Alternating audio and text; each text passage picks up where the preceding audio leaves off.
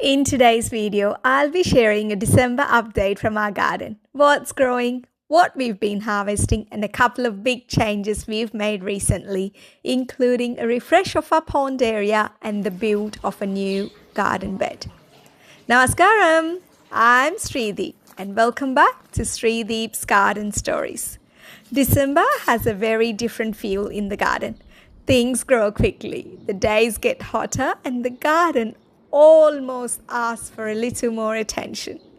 Over the last couple of weeks, we have had a few really hot days. So one of the first things we did was cover parts of the garden with shade cloth.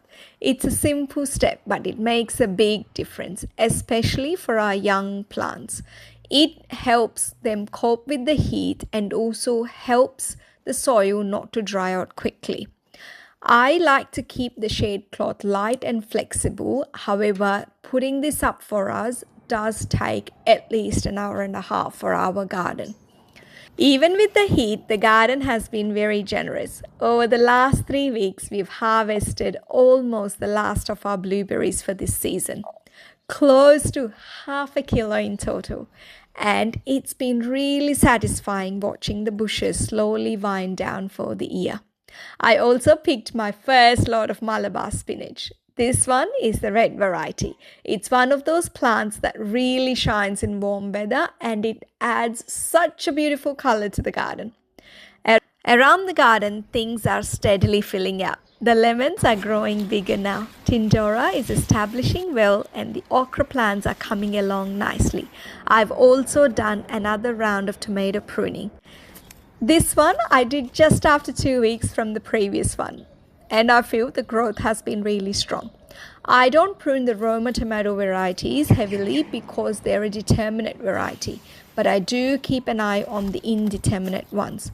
Many of the self-seeded tomatoes that we have got look like they're all cherry varieties based on the fruit.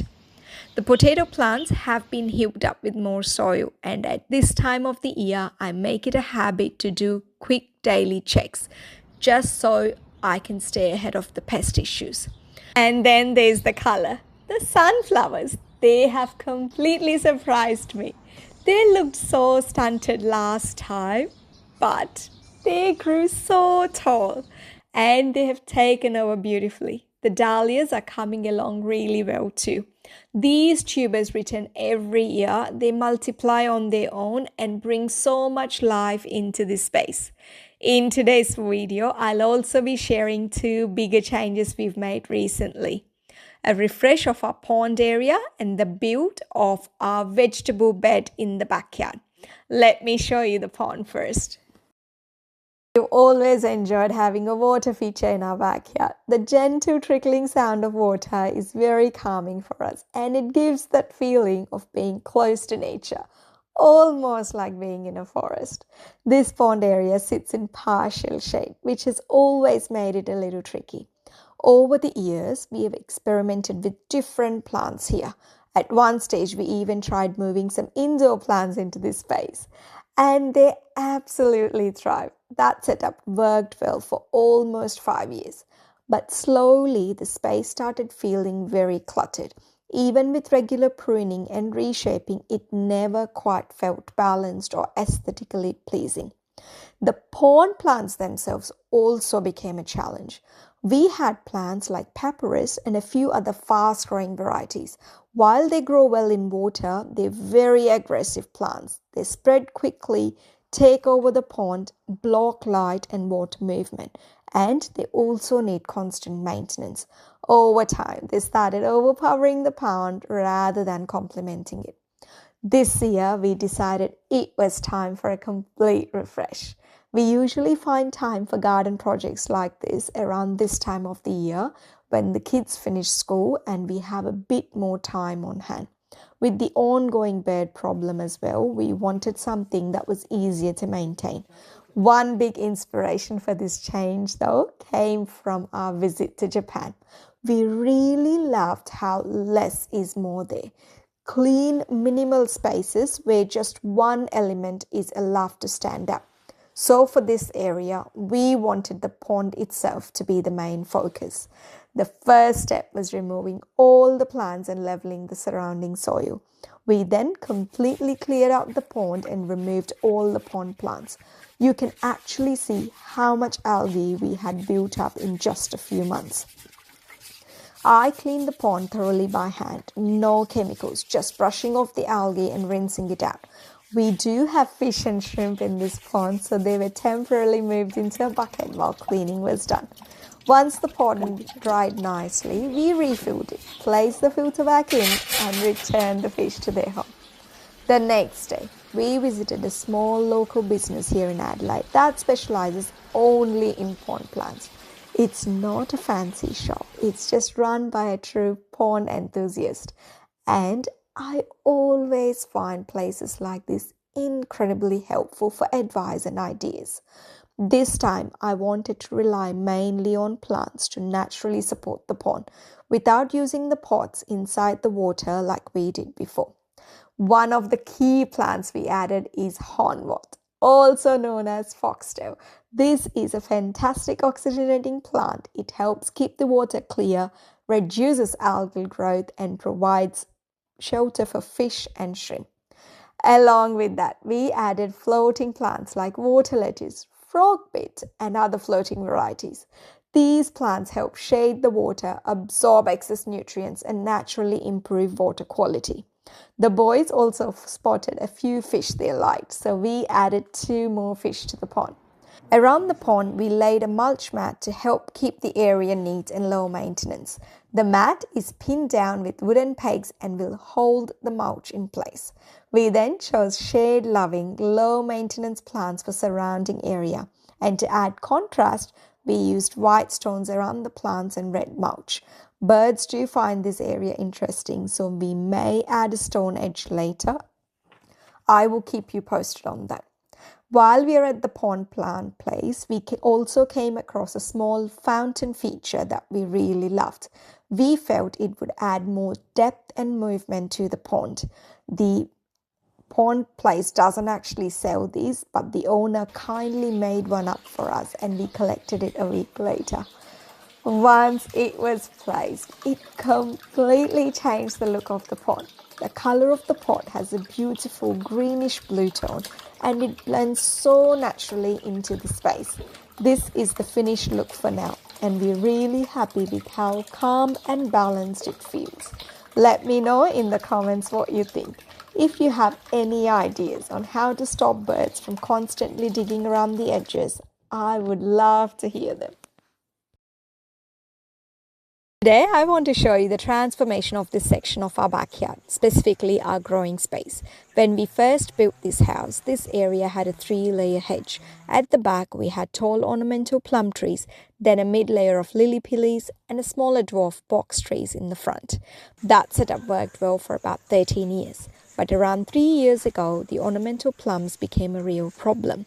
They grew very tall and lanky. Branches started snapping, causing damage to neighboring properties, and their roots began interfering with our backyard drainage.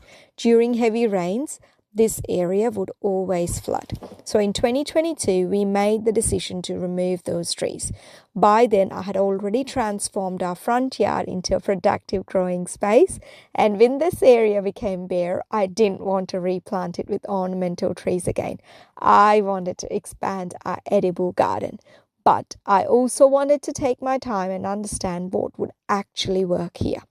Because of underground irrigation, lighting cables, and rainwater tank connections, we couldn't grind the tree stumps. We had to use stump poison instead, which meant I couldn't plant directly into the soil straight away. So the first stage was experimenting with the pots. I placed them on pavers with pebbles, tried growing different plants, and slowly observed how this space behaved. Some things worked, some didn't. The sugarcane survived, but it didn't really thrive in the pots. Fully grown cauliflowers were eaten overnight. The birds kept digging through the pebbles, and because this area is right next to our timber deck, it quickly started looking messy and very hard to maintain. By this year, I felt ready to plant directly into the ground. The soil here is actually very rich. Years of fallen plum leaves had built up amazing amounts of organic matter and it was full of earthworms. But the bird problem, it became worse. Mulch and soil were constantly scattered and keeping the deck clean became exhausting. That's when we decided to build a raised veggie bed, mainly to lift the soil level and reduce bird disturbance, but also to make the space more practical and visually pleasing. I explored many options: wicking beds, timber beds, concrete and paver beds. Because this is an L-shaped area and very visible from the deck, aesthetics mattered just as much as the function. We finally chose a company that specializes in raised garden beds that are sturdy, customizable and easy to assemble. The initial setup was very expensive, but we are really happy with the outcome. When it came to soil, I was very particular. Based on my experience in the front yard, where poor quality soil can take years to improve, I did a lot of research this time. I worked with a local soil supplier to create a custom blend, combining organic elements and potting mix in a roughly 1:2 ratio. If you're interested in knowing which company I used, feel free to leave a comment and I can share the details. The bed was completed on a Thursday and we had storms from Friday onwards. But for once, the weather actually helped. The rain allowed the soil to settle naturally and gave it a really good start. After letting it rest for about 2 weeks, I planted a passion fruit vine, and for everything else, I chose to sow seeds: Lebanese cucumbers, borlotti beans, and lots of flowers like marigold, celosia, and everlasting daisies. Most of these have already germinated, and it's been really encouraging to see such healthy growth starting to come through. This space has been a long journey, but I'm excited to finally see it come together. I can't wait to share how it grows and transforms over the coming weeks. So please make sure to follow along as this once bare space slowly turns green and productive. If you've enjoyed walking through the garden with me today, thank you for being here.